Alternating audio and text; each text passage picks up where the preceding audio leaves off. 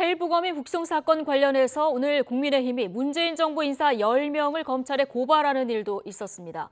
안보 현안에 대한 여당의 공세에 민주당은 대통령실 국정조사를 거듭 요구하면서 맞불을 놨습니다. 정유진 기자의 보도입니다.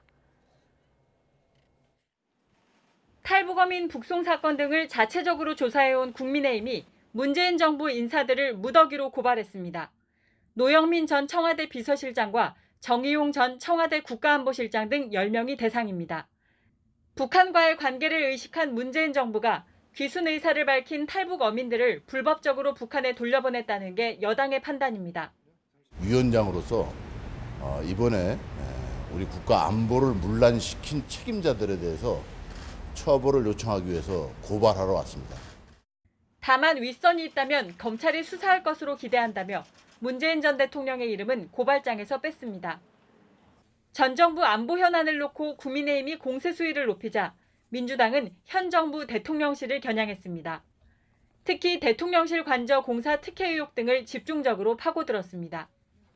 김건희 여사와 친분이 있는 업체가 단기간에 공사를 수주했고 해당 업체 대표는 김 여사의 초청을 받아 취임식에 참석했다는 언론 보도까지 거론하며 압박 강도를 높였습니다. 이건 김건희 여사가 직접 밝혀야 될 문제입니다.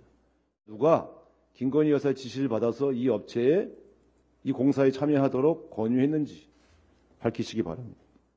한 발 더 나가 민주당 출신 국회의장의 국정조사 직권상정 카드까지 꺼내들자 계속 공식적으로 또 거듭해서 국정조사를 수용하지 않겠다라는 의사가 분명하면 그러면 또 우리가 다른 그런 절차에 따른 대안이 있는지를 검토를 해봐야겠죠. 국민의힘은 집권당 시절 민주당의 모습을 돌아보라며 발끈했습니다. 민주당이 문재인 정권 시절에 우리 당의 국정조사 요구를 얼마나 받아들였는지를 한번 보시고 그런 점에 대한 반성이 전제돼야 할 거로 봅니다. 이렇게 여야 간 신경전이 팽팽한 가운데 다음 달 1일부터 오는 12월 9일까지 100일 동안 정기국회에 장이 열립니다. 9월 6일과 7일 교섭단체 대표연설이 서막입니다. 거대 양당은 여기에서 의정 방향을 국민에게 알리고 이를 토대로 9월 19일부터 22일까지 분야별 대정부 질문을 진행합니다.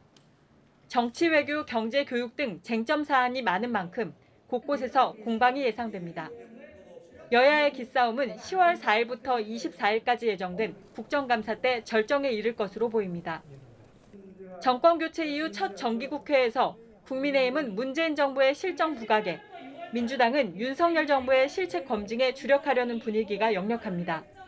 전국 주도권의 향배를 가를 정기국회를 앞두고 여의도에는 벌써 전운이 감돌고 있습니다. YTN 정유준입니다.